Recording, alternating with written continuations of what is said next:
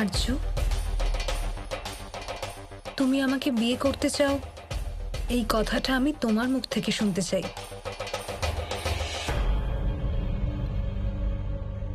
তৃষ্ণা, আসলে প্রবলেমটা এটা নয়। প্রবলেম এটাই যে আমি এখন খুব টেনশনে আছি।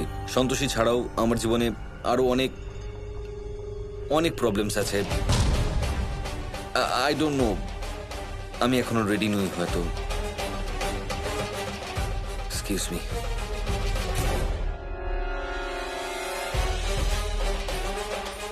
আর্য, তৃষ্ণা তোমাকে পছন্দ করতে শুরু করেছে, আর নিজের পছন্দকে কাছে পেতে আমি সব কিছু করতে পারি, কিন্তু সবার আগে আমায় তোমার টেনশন দূর করতে হবে।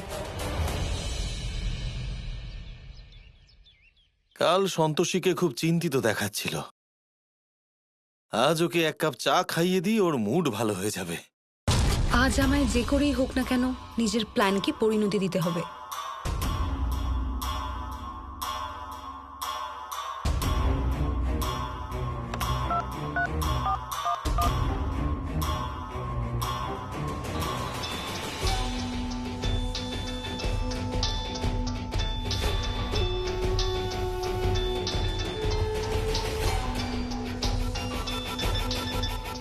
আরে তৃষ্ণার ফোন বেজেই চলেছে, ও ধরছে না কেন?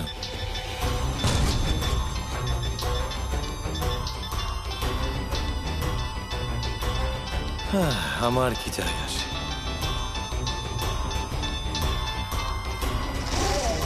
এবার মাছ জালে ফেসে গেছে।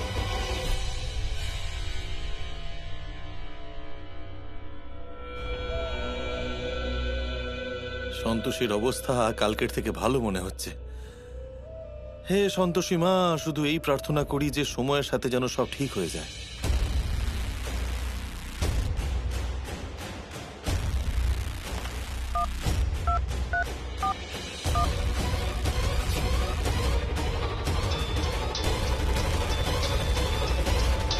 তৃষ্ণার ফোন এখনো বেজে চলেছে, ও ধরছে না কেন?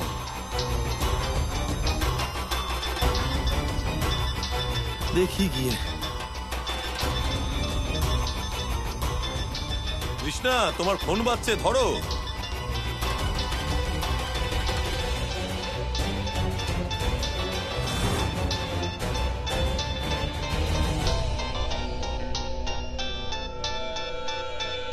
তৃষ্ণা,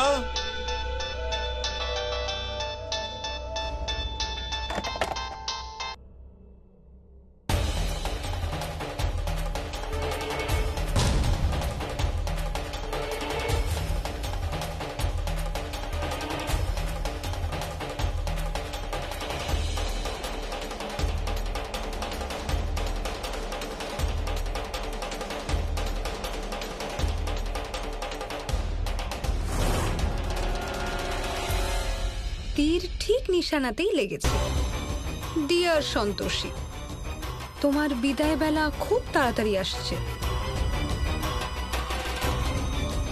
প্রজাপতি, দেবী পৌলমী পৃথিবী লোকে নিজের মন্দির স্থাপনা করাচ্ছেন, আর নিজের সেই রূপের পূজা করাচ্ছেন যা বর্জিত। কারণ ওনার এই পুজো করলে মানুষের হৃদয়ে নেতিবাচক ভাবনা বাড়তে থাকে। তাই আপনার কাছে আমার অনুরোধ প্রজাপতি, যে আপনি এই ব্যাপারে উচিত ন্যায় করুন। দেবী পৌলমী, দেবর্ষি নারদ যা বলছেন তা কি সত্যি? ব্রহ্মদেব, আমি হলাম ইন্দ্রাণী, সেই জন্য পৃথিবীতে আমার উপাসক আছেন। যদি কোনো ভক্ত পৃথিবীতে আমার এই রূপকে পুজো করতে চায়, তাতে আমার কি দোষ বলুন? যেমন ধনী ব্যক্তি দেবী লক্ষ্মীকে পুজো করেন, বিদ্যা লাভ করার আকাঙ্ক্ষায় মানুষ দেবী সরস্বতীর পুজো করেন, প্রেম আর ভক্তি লাভের আকাঙ্ক্ষায় দেবী পার্বতীর উপাসনা করেন, সেরকমই আমার প্রতিও আবেগ মানুষের মনে থেকে থাকবে। ঈর্ষা, দেশ, লালসা মানুষের খুব সাধারণ গুণ। যদি মানুষের মনে এই জাতীয় ভাবনা না থাকে, তাহলে সে প্রগতি করবে কি করে? আমি দেবী সন্তোষীর মতো মানুষের মনে সন্তোষ ভাব উৎপন্ন করে তাকে কিছুতেই অকর্মণ্য বানিয়ে দিতে পারি না। দেবী পৌলমী, ভারসাম্যর দ্বারা সংসার নিয়ন্ত্রিত হয়। যদি তা না হয় তাহলে মানুষ এমন একটা পথে চলতে থাকবে যার পরিণাম ওর জন্য সাংঘাতিক প্রমাণিত হবে। মানুষ খুবই বিচিত্র হয়ে থাকে, যারা মানুষেরই পুজো শুরু করে দিতে পারেন। স্বয়ং দেবী সন্তোষীর পরম ভক্তর বাড়িতেও এমন এক মানুষ আছে যে নিজেকে ভগবান বলে দাবি করছে, আর সবাই তারই আরাধনা করছেন। কিন্তু আমি নিজে তো দেবী, তাই যদি আমার পুজো করা হয়ে থাকে তাতে অনুচিত কি আছে?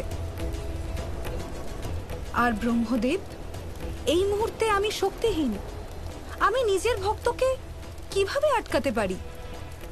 তারা যা কিছু করছেন নিজের বিবেকের বশে করছেন। হয়তো দেবর্ষি এই কথাটা ভুলে গেছেন। এমন কিছু নয় তো দেবর্ষি যে আপনি আমার থেকে প্রতিশোধ নিচ্ছেন?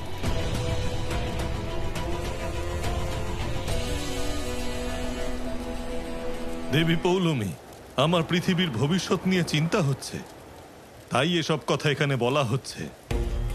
আপনি যে গুণের প্রভু, যদি সেই গুণ মানুষের জীবনে বেশি মাত্রায় চলে আসে তাহলে দুর্গুণ পরিবর্তিত হবে, আর যার কারণে দয়া ও ধর্ম উভয়ই সংকটে পড়তে পারে।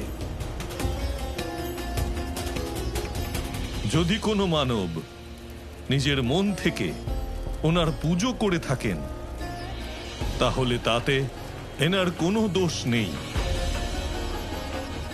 আর আপনারা নিশ্চিন্তে থাকুন, আমি এই বিষয়ে ব্যক্তিগতভাবে বিশেষ নজর দেব যে কোনটা উচিত হবে আর কোনটা অনুচিত হবে।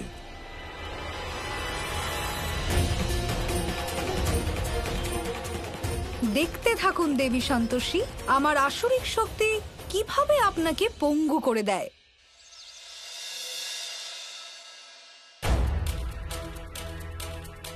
এবার ড্রামা শুরু করা যাক। ও মাই গড, এটা কে করেছে? আমার বাথরুমে স্পাই ক্যামেরা কে লাগিয়েছে?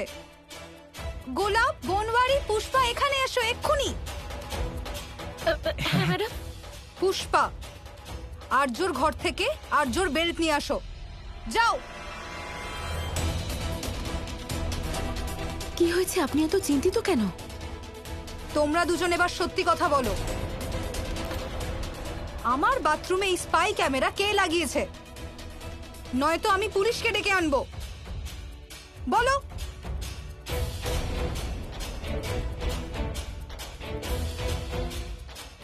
বলো বলো, এটা কার কাজ? তুমি করেছো? বলো। না ম্যাম, আমি কেন করতে যাব? তৃষ্ণা দেবী। আজ তুমি কোনো কথা বলবে না সন্তোষী, কারণ এটা হলো আমার সম্মানের ব্যাপার। তাই তোমার মুখ বন্ধ রাখাটাই ভালো হবে। বলো, এটা তুমি করেছো? না ম্যাম, না না, আমি কিছু করিনি ম্যাম। তাহলে তুমি করেছো? বলো, সত্যি করে বলো, নয়তো। না ম্যাডাম, আমি কিচ্ছু করিনি ম্যাডাম। আপনি তো আমার মেয়ের বয়সী ম্যাডাম, এমন কাজ আমি কখনো করতে পারি না ম্যাডাম, কখনো করতে পারি না, কিছুতেই না। নিজের বাজে ইমোশনাল কথা বলা বন্ধ করো। আমি কিচ্ছু করিনি। মুখ খোলো, বলো। এসব কি হচ্ছে? ম্যাম, আমি কিছু করিনি। কাকা, দেখো না এই তৃষ্ণা দেবী কি সব বলছেন। উনি বলছেন যে ওনার বাথরুমে কেউ লুকিয়ে ক্যামেরা লাগিয়েছে। ক্যামেরা? দেখো তৃষ্ণা, এরা অনেক বছর ধরে আমাদের বাড়িতে কাজ করছে। এই রকম নিচু কাজ ওরা করতেই পারে না। এত বছর ধরে কাজ করছেন, সেই জন্য এরকম করেছে, সেই জন্য এত সাহস। নিশ্চয়ই আমার বাথরুমে স্পাই ক্যামেরা লাগিয়ে আমার এমএমএস বানানোর চেষ্টা করছিল এরা। মোটেই না, একেবারেই না। ওরা তো আমাদের পরিবারের সদস্য। আপনার পরিবারের সদস্য হতে পারেন, আমার নয়। কেউ না কেউ তো এই স্পাই ক্যামেরা লাগিয়েছে, সেই জন্য এটা আমার বাথরুমে এসেছে। শেষবার জিজ্ঞেস করছি, তার মানে তোমরা সত্যিটা বলবে না, কিন্তু আমিও সত্যিটা বার করতে পারি। আমি এক্ষুনি পুলিশকে ফোন করছি।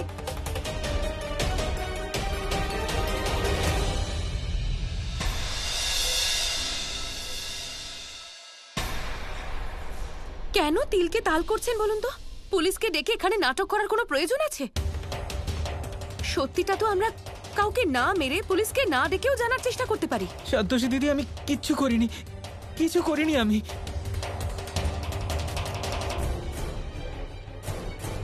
পুলিশকে যখন ফোন করব না, তখন তুমিই বলে দাও।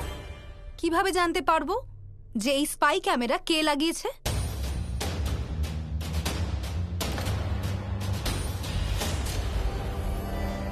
এক মিনিট, এই বাড়িতে তো সিসিটিভি ক্যামেরা লাগানো আছে।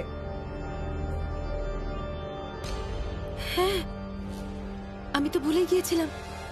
ওটা দেখেই তো আমরা জেনে যেতে পারবো যে শেষবার আপনার ঘরে কে গেছিল। Very good. আর্যর ঘরে চলো, ওখানে গিয়ে ওর ল্যাপটপে ফুটেজ চেক করব।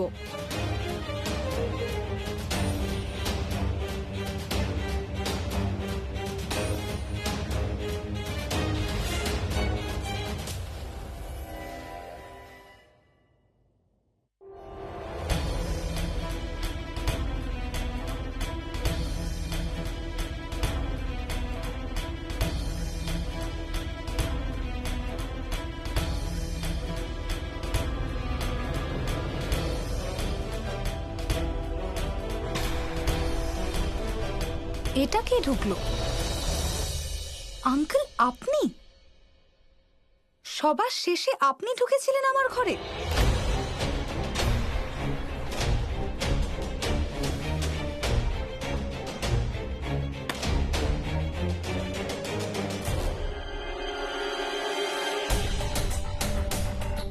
এবার আমি বুঝতে পারলাম, যখন আমি বললাম যে পুলিশকে ডাকছি, আপনি ভয় কেন পাচ্ছিলেন। এত নীচ আর জঘন্য কাজ করতে আপনার লজ্জা করলো না?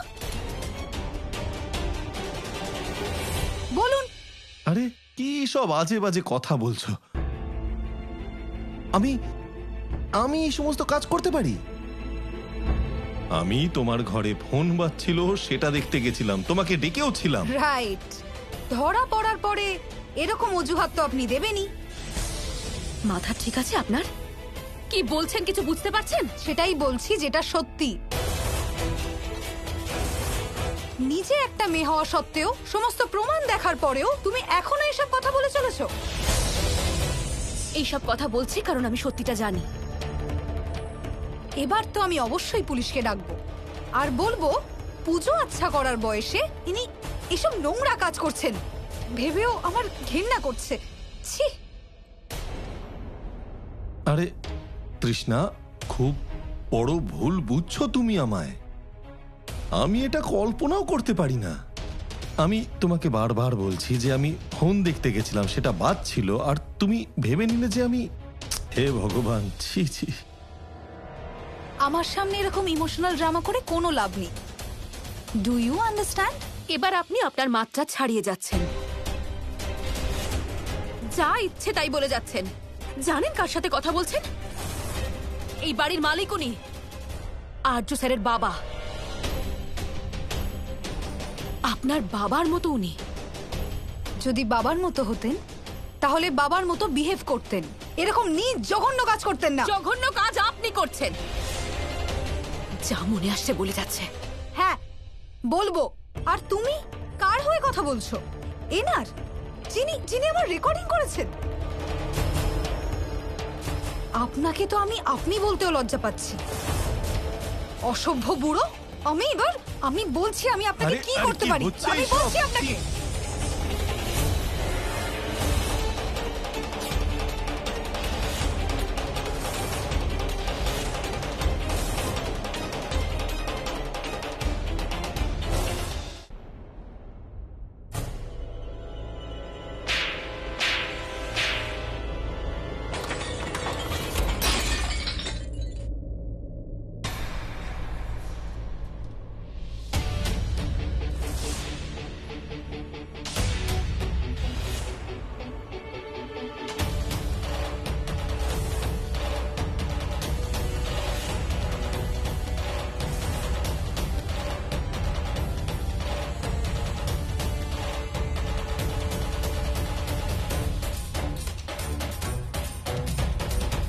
সন্তোষী,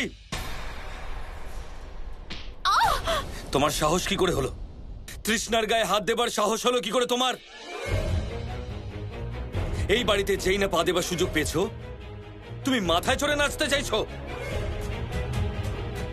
এবার এটা আমি বলে দিলাম, যেই মেয়ে এই বাড়িতে থাকবে না।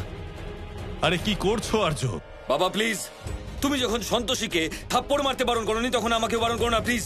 আর্য, তুমি শুধু ওর থাপ্পড়টা দেখতে পেয়েছো, সেটার কারণটা আমি তোমায় বলছি। আরে জানতে চাই না আমি শুধু এইটুকু জানি যে এই মেয়ে এখানে থাকবে না, আমি ওকে এখান থেকে বার করে দেবো।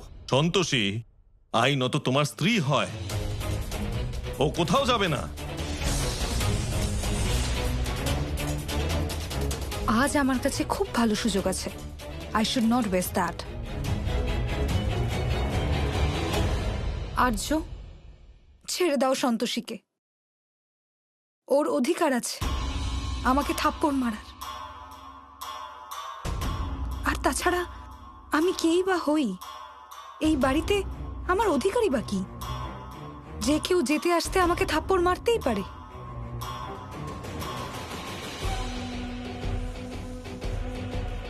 তার মানে তুমি তৃষ্ণাকে এই কারণে থাপ্পড় মেরেছো কারণ ওর এই বাড়িতে কোনো অধিকার নেই। ঠিক আছে,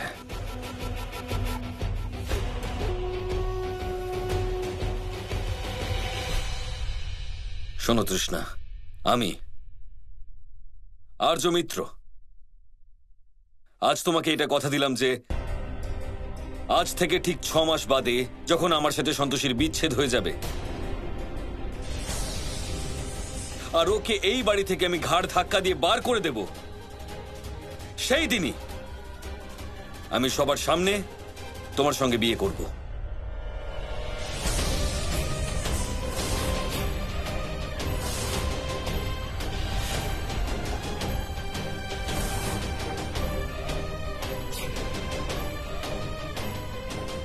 আর তারপর আমি দেখব যে কে আমায় আটকায় আর কে এই বাড়িতে অধিকার ফলায়।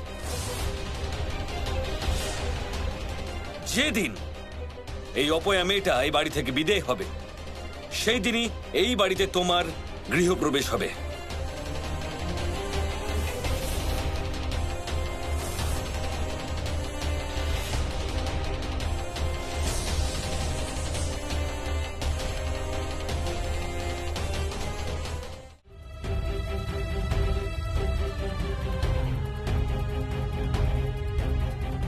আমাকে আপনার বাড়ি থেকে বের করে দেওয়ার কোনো প্রয়োজন নেই আর্য স্যার। আপনি তো নিজের মন থেকেই আমাকে বের করে দিয়েছেন, তখন আমি আপনার বাড়িতে থেকে কি করব? আমি চলে যাচ্ছি আর্য স্যার, আপনার জীবন থেকে চিরকালের জন্য। সন্তোষী হতাশাগ্রস্ত হয়ে অনুচিত কাজ করছে।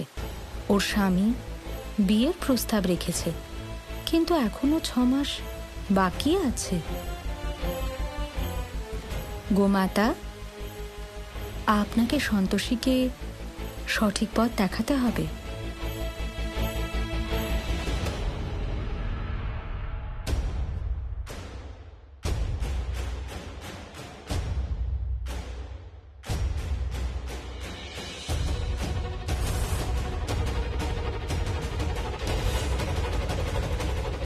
I feel so good.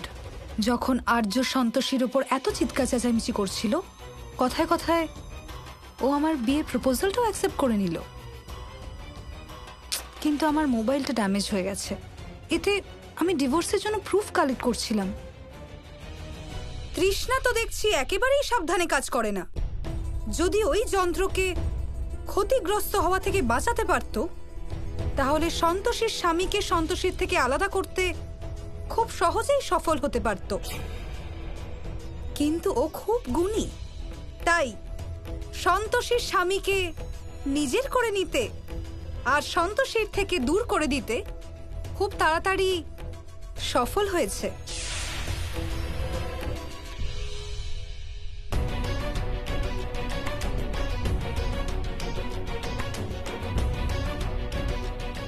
মা দেখো, তুমি এইভাবে লড়াইয়ের ময়দান ছেড়ে যেতে পারো না।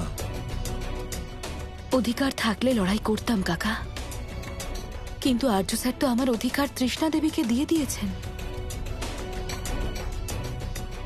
এখন আমি আর কোন অধিকারে নিজের অধিকারের জন্য লড়ব? আমি এখানে থাকলে তোমারও অসুবিধে হবে কাকা। আমি আর এখানে থাকবো না।